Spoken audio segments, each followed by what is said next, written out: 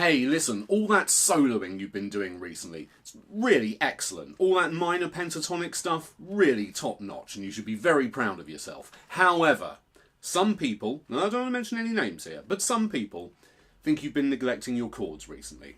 Sorry to be the one to tell you, but it's okay. We can get back on track by learning some cool new shapes for the various types of 9th chord. Okay, first of all then, for those partial to a little bit of theory, it might be worth establishing exactly what a 9th chord is. A 9th chord is where, this may not surprise you, we add the 9th degree of the scale to a chord. Permit me to demonstrate. You might at some point in your life been persuaded that this scale was very important to learn, the major scale, and it was. Let me show you. You may know already that if we take the first, third and fifth note of that scale and combine them, we get what is known as a triad, a 3-note chord. In this case, C, E and G give us a C major triad, a C chord basically. If we want a minor triad, that is different in just 1 degree. We flatten the third, that note in the middle, by 1 semitone. It goes 1 fret back. So where C, E and G gives us a major triad, C, E flat and G gives us our minor triad. You might have noticed, though, that there are only 7 different notes in this scale, so where the frigging hell does the number 9 come from? Well, if we take that scale and play it again in a higher octave, we get the same notes, obviously, but we refer to them by different numbers to specify that we've gone beyond the octave. So the note of D is the second note in a C major scale, but it is also the 9th. 1, 2, 3, 4, 5, 6, 7, 8, 9. And we typically specify that we're including this note above the octave, because if we include it in amongst the root, the third and the fifth, it can sound a little bit cluttered. You can hear straight away, if I play the C and the D next to each other, there, it's a little bit less palatable than if I play it like that. However, that kind of dissonance is perfectly usable, and we'll get into all of that when we look at some voicings. But anyway, let's look at our first type of 9th chord. Alright, our first 9th chord then is called a minor add 9 chord.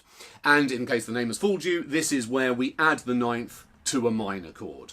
For our example here, let's take our old friend, the E minor chord, and we're going to spruce it up a little bit by including the 9th. The 9th is the same note whether you're in the major key or the minor key, so that's pretty convenient. In this case, in the case of E or E minor, it is the note of F sharp. And what we're going to do for this voicing, we're going to play the F sharp on the 4th string at the 4th fret.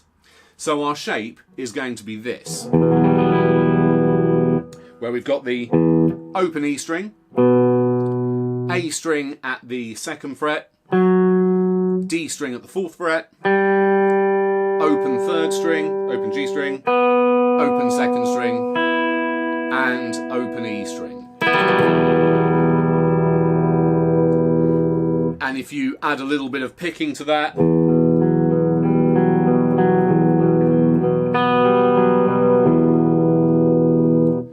you have yourself a Metallica ballad.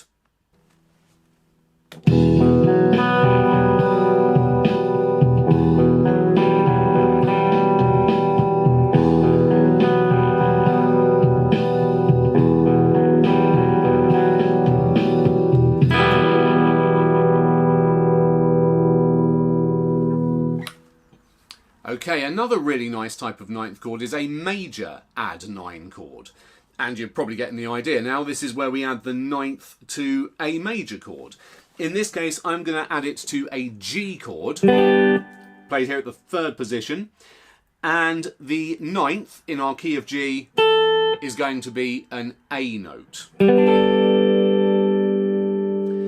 And I'm going to voice this chord in a kind of a Hendrixy sort of a way, like so. I'm going to play the D string at the 5th fret, a G note, and then I'm going to play another G note using the open G string. So this is a little bit unusual. We get what's known as a unison, exactly the same note, the same octave right next to each other, and just gives it a little bit of extra depth and shimmer. And then we're going to play the D note at the 3rd fret on the B string, and then we're going to add our 9th, the A,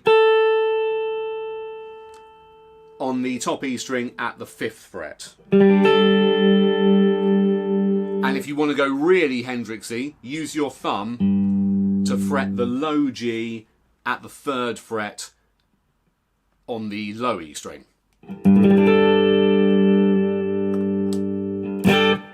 And if you move around a few chords with a couple of little twiddles, you might well get somewhat close to his playing.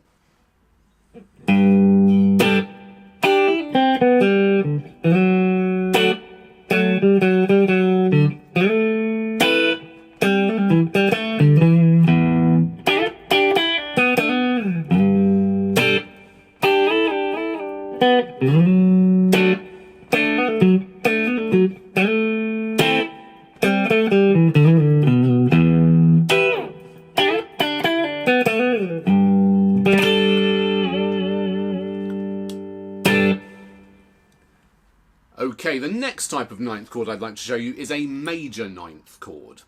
Now you might be thinking, hang on, didn't you just do a major 9th chord?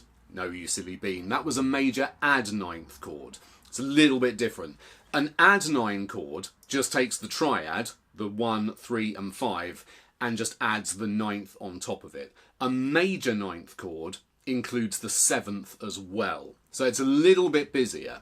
And the voicing I'm going to show you now was a real favourite of Johnny Marr's for those really lush kind of chord progressions he would often play. I'm going to do it in the key of E, so I'm going to fret the root note E at the 7th fret on the A string with the middle finger. Then I'm going to play the major 3rd, which is G sharp, at the 6th fret on the D string. Then with the little finger, I'm going to play the major 7th, which is D sharp, at the 8th fret on the G string. And then with the 3rd finger, I'm going to play our 9th, which is F sharp, on the B string at the 7th fret. You might have noticed we've missed out the 5th. This does often happen when we get into extended chords. We're a bit limited in terms of fingers and strings, so we can't include everything when chords get really, really complex, and the 5th is often the first note for the chop, bless it, because it doesn't really bring anything that vital to the party, to be honest. It just kind of adds a little bit of extra weight to the root, a little bit of stability, but it doesn't give any vital melodic colouring to the chord. So this particular voicing just has the root, the 3rd, the 7th and the 9th. And you can move that up and down the neck. In my case, I'm going to move it up from E to G and then to A, back to E. And we get something hopefully not completely Johnny Marr-like.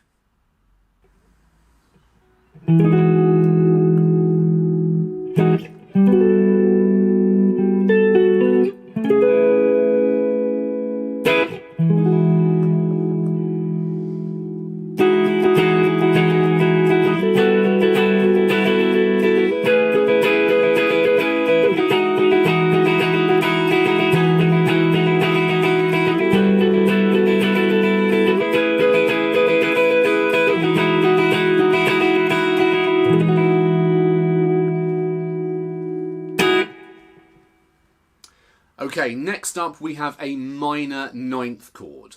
Now this is where we take a minor 7th chord and add the 9th to it. A minor 7th chord is a minor triad, a root, a minor 3rd and a 5th, and it also has a minor 7th. Again, it's flattened by one semitone compared to what it would be in the major scale. So in my key of A minor, I'm going to do this in, we have our root A, we have the minor 3rd, which is C, the 5th, E, the minor 7th is G, and the 9th is B. So the first voicing I'd like to show you is this very kind of late night jazz kind of voicing that you might hear used by George Benson and people like that. So we have the open A string, the middle finger is playing the E at the 2nd fret on the D string, the first finger is playing the C, 2nd fret on the, 1st fret on the B string, little finger is playing the B, 4th fret on the G string, and then the 3rd finger is reaching up and playing the G, 3rd fret on the E string. Little bit of a handful to get to initially. Probably not the most comfortable thing you've ever done. But the nice thing is, once you're there, that shape is sort of nicely transferable up the neck as well. And what I'm going to do for this example is I'm going to move it up and play it here, where the middle finger has moved up to the 9th fret, 1st finger at the 8th, little finger at the 11th, and 3rd finger at the 10th. And we're going to keep that open A string, and we get a kind of a voicing for something called an A minor 11th. I'll save the details of that for another time, probably. Let's not overload ourselves. But basically, it will still fit within the A minor groove that I've got going on. And then another, probably slightly more practical voicing for that chord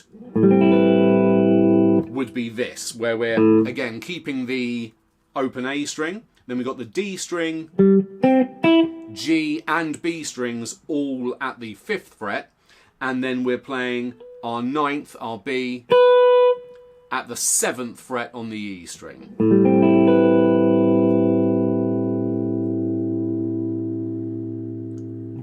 Okay, let's get a bit of jazz club vibes going.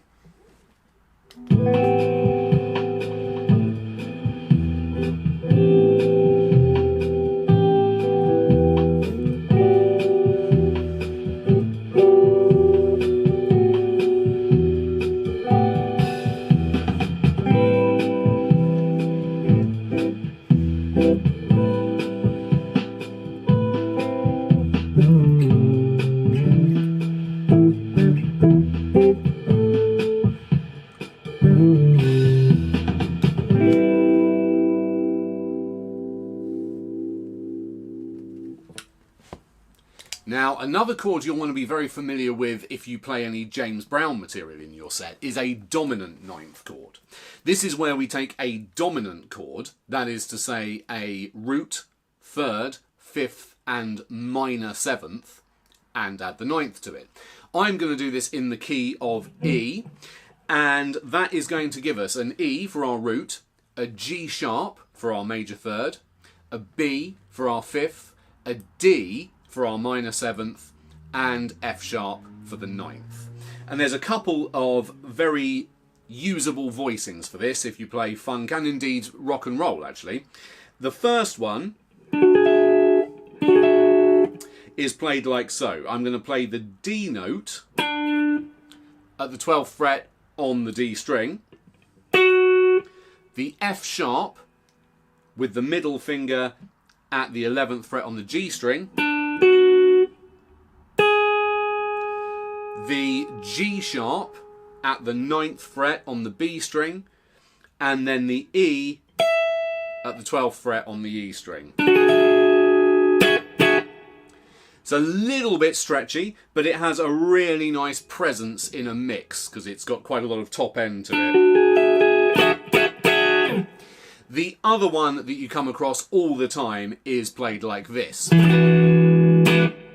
It's a little bit easier to get to grips with. This is where you play the root note, in this case E, 7th fret on the A string with the middle finger. Then you play the G sharp at the 6th fret on the D string. And then I usually flatten the 3rd finger to play the minor 7th and the 9th on the G and B strings at the 7th fret.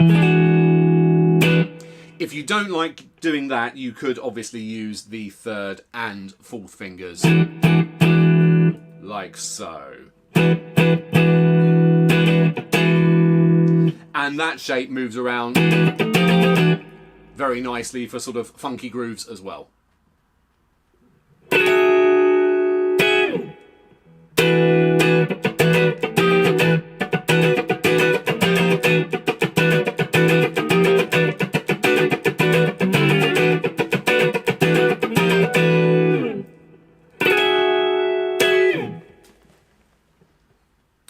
Okay, the last chord shape for you today then is something called a minor major 9 chord, which may surprise you to learn you've probably played already before. And you might be thinking, I don't think so, friend, I've got no use for such a stupidly named chord as that. But I bet you've had a go at playing this before. See, you do know it. That is a minor major 9 chord. So what's going on here is we're building off of what's known as a minor major 7 chord, which is actually exactly what it sounds like. It's a minor chord, that is to say a minor triad, a root, a minor 3rd and a 5th, and a major 7th. And to that we are simply adding the 9th. I'm going to do this in the key of E, so that's going to give us quite a jumble of notes. We've got our E, the root. We have a G, our minor 3rd, a B, the 5th, the D sharp, the major 7th, and the F sharp, the 9th. So to do this, I am going to play the open E. There's too many notes for me to deal with that with fingers alone. So I'm going to use that for my E note. I'm going to play the G note at the 10th fret on the A string. Then I'm going to play B at the 9th fret on the D string. Then I've got D sharp at the 8th fret on the G string, and then the F sharp at the 7th fret on the B string, and we can include the open E as well. So for a chord with such a confusing makeup, it does have a very nice symmetrical shape. And if we add a little bit of tremolo, we all know what that's good for. When you get commissioned to write the next Bond theme, that's the chord you'll need to use at the end of it. And there we go, fun with 9th chords. Really hope there are a few shapes that are useful and new to you. If you've enjoyed the video, please consider liking and subscribing. Really do appreciate it, and I'll see you with something else very soon. Cheers.